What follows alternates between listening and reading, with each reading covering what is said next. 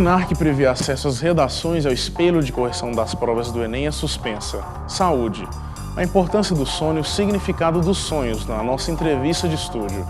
Seminário anual de extensão começa amanhã na UFMG. E ainda hoje o Fica a Dica sobre imóveis. É agora no Circuito UFMG.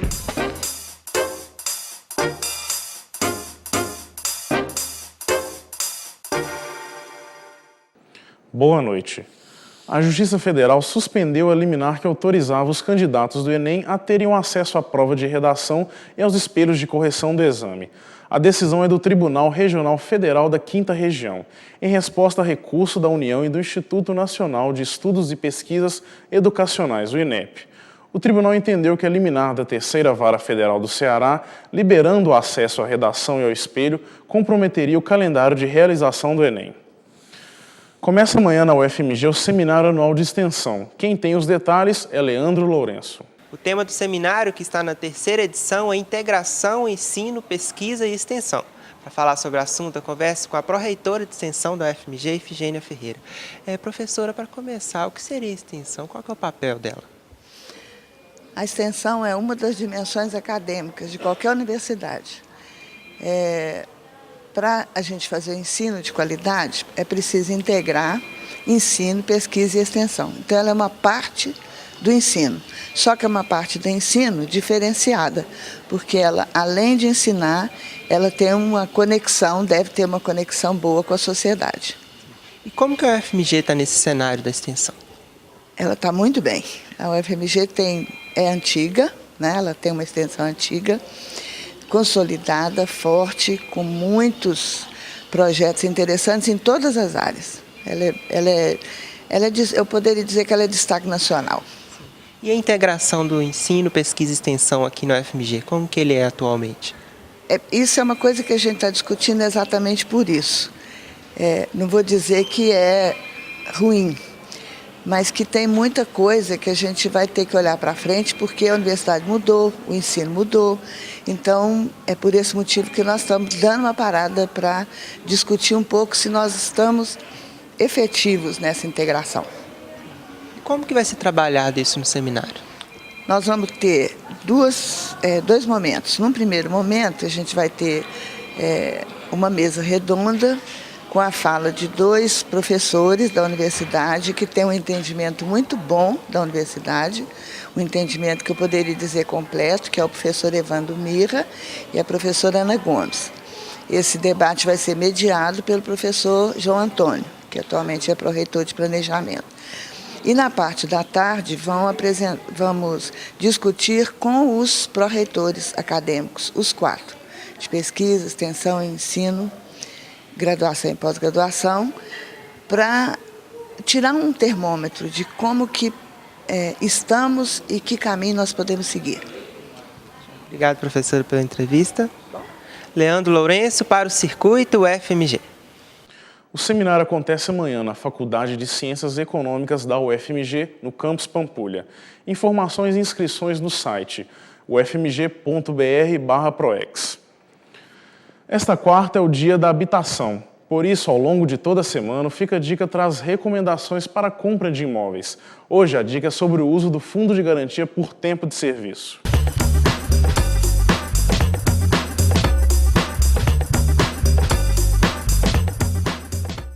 Existem 3 regrinhas básicas. A primeira é você ter uma carteira assinada, ter vínculo empregatício por mais de 3 anos. Adquirir o imóvel no local onde você reside, atualmente ou trabalha. E terceiro, não ter utilizado o fundo com menos de 3 anos para amortizar algum tipo de contrato. A gente sempre orienta que o consumidor pode utilizar na entrada, certo? Já vai diminuir consideravelmente o valor a recorrer a um banco para um financiamento. E durante o contrato ele pode usar para amortizar prestações, que é os encargos mensais, ou para reduzir a dívida. Observe que, como é um contrato que é embutido juros, o ideal é diminuir o prazo. Então você pega o fundo de garantia além da entrada, depois de um certo tempo, e tenta amortizar o prazo do contrato para que essa dívida do banco finalize bem antes do contrato firmado. Amanhã a dica é sobre como economizar na compra do imóvel. Não perca! Os convocados na primeira etapa do Sistema de Seleção Unificada da Educação Profissional e Tecnológica, o SISUTEC, têm até hoje para se matricularem.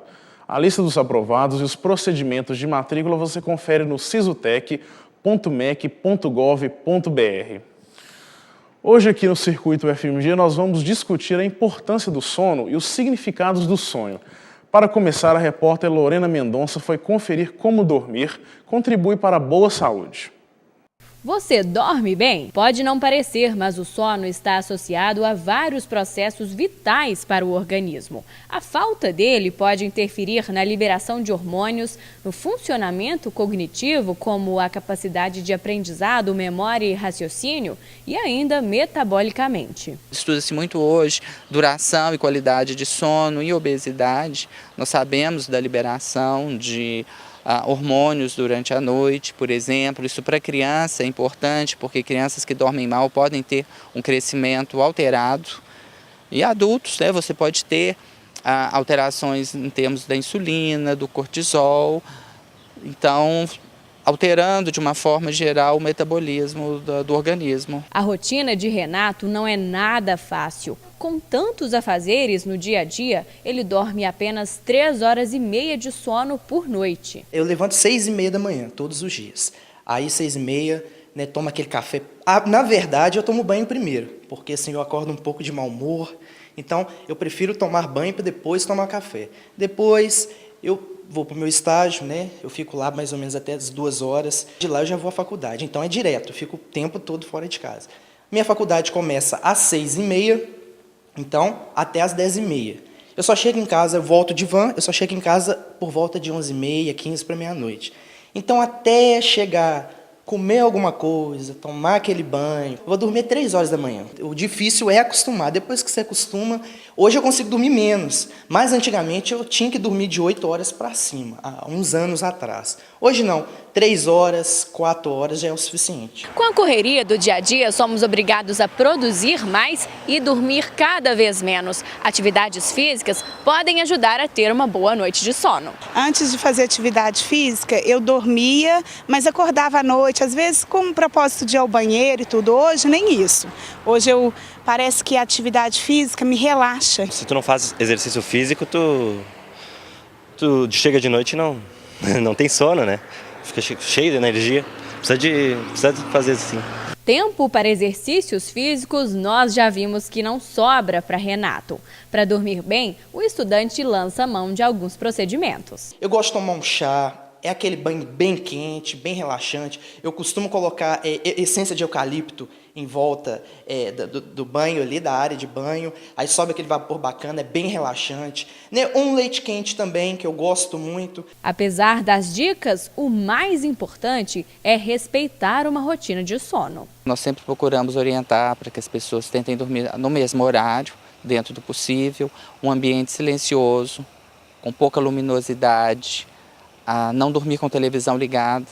Então, o quarto e, sobretudo, a cama deve ser utilizada principalmente para o sono. Gael e Lavínia já dão o exemplo e começaram desde cedo a ter uma rotina. Hoje ele dorme aqui 3 vezes por dia, porque li em matérias, eu e o pai dele sempre procuramos ler, né? Que quanto mais a criança dormir, mais ela vai desenvolver. Então, assim, a gente procura sempre botar essa rotina dele, de exercício, descansar, no máximo, assim, ele dorme de manhã e dorme à tarde. A Lavínia agora está com 1 ano e 4 meses, agora que ela está começando a dormir a noite inteira, tem noite que ela ainda acorda. Mas antes, ela estava acordando até 1 ano, assim, 1 ano e 2 meses, ela estava acordando ainda umas 2 vezes na noite, assim. Agora sim, eu estou conseguindo ter uma noite de sono para descansar. Dormir não é sinônimo de sonhar, mas muitos especialistas apontam a importância do sonho para o descanso da mente. Mas fora o aspecto da saúde, diversas pessoas tentam entender o significado dos sonhos. E o assunto é tema até de estudos científicos. Quem vai nos ajudar a entender melhor essa história é a psicanalista Liliane Camargos. Liliane, obrigado pela presença aqui no Circuito UFMG e vamos começar com o seguinte assunto. Todo mundo sonha, Liliane? Então, Bruno, todo mundo sonha. E é interessante que normalmente a gente sonha várias vezes por noite. A questão é que normalmente a gente lembra de um sonho, 2 ou de nenhum. e tem a impressão que não sonhou. E por que a gente tem essa impressão de que sonhou, mas acaba não lembrando? Tem algum motivo? Então, tem sim. Na verdade, essa explicação faz com que a gente remeta à explicação dada pela psicanálise para os sonhos, né? Quando a gente está dormindo, a gente fica mais relaxado, a nossa censura psíquica, ela reduz. E é nesse momento que conteúdos que de outra forma não teriam como se manifestar, aparecem. Mas quando a gente acorda, essa censura volta, a censura da consciência, do estado de vigília. E aí a gente acaba esquecendo. Por que as pessoas tentam colocar o significado, dar uma razão para esse sonho? Essa pergunta é muito interessante, porque se a gente perceber, se a gente parar para pensar, aliás, a gente vai perceber que a gente normalmente quando está sonhando não sabe que está sonhando. A vivência do sonho é muito real. Ela é muito próxima do modo como a gente percebe a nossa vida acordada, apesar dos absurdos, né, das coisas estranhas que acontecem durante o sonhar. E por isso, o sonho, ele incita na gente raciocínio e reflexões, porque são vivências psíquicas que mexem com com questões que às vezes, né, que exigem elaboração. E em relação à rotina, ao nosso dia a dia, tem alguma influência no que a gente vai sonhar? Tem sim. A rotina, normalmente, coisas que a gente vivenciou na véspera da noite, né, da noite que a gente sonha, ela vai servir como conteúdo que vai fornecer os elementos para aquele sonho ser montado, né? Apesar de que o que incita o sonho é sempre um conteúdo inconsciente, algo que vai encontrar nesse conteúdo da sua vivência do dia anterior, algo que faz com que ele tenha uma possibilidade de aparecer. E pesadelo? Qual que é a diferença de sonho para pesadelo? Varia de pessoa a pessoa, como é que é? O pesadelo a gente costuma chamar de sonhos de angústia, para a psicanálise. A formação dele se dá da mesma forma que qualquer outro sonho se dá, na verdade. Não tem algo que diferencie nesse sentido, assim, da origem, da estruturação do sonho. E quando o pesadelo é frequente, qual que é o motivo disso? Bem, quando um pesadelo é frequente, ou qualquer sonho, né, assim, algum elemento se repete, né, a gente pode perceber que é algum conteúdo que exige uma elaboração. Ele não cessa por tentar se manifestar, ser representado, para que aquela pessoa possa encontrar no sonho um caminho para que ela elabore, seja lá o que esse pesadelo ou esse sonho repetido represente. E Liliane, para finalizar, uma curiosidade que muita gente tem, os cegos também sonham? Essa pergunta é ótima, Bruno. Sonha sim, todo mundo sonha, mas como normalmente quem enxerga sempre sonha com imagens, e a maioria das pessoas enxergam, a gente tende a confundir uma imagem visual, um elemento que constitui o material do sonho com o próprio sonho, como um todo. Então, a única coisa é que a diferença, por exemplo, de uma pessoa cega que nunca enxergou, é que ela vai sonhar sem elementos visuais. Ela vai vivenciar o sonho tão vivamente como qualquer outra pessoa vivencia, mas com os elementos perceptivos que ela tem no arcabouço da memória dela. Ok, Liliane, muito obrigado pela entrevista. Para concorrer a um exemplar do livro da Liliane, Do Ver ao Perder de Vista, a Psicanálise do Olhar, basta acessar a nossa página no Facebook. O resultado é nesta quinta. O Circuito UFMG de hoje fica por aqui. Enquanto eu converso mais um pouco sobre os sonhos com a Liliane, você fica agora com o programa De Olho nos Bichos. Boa noite!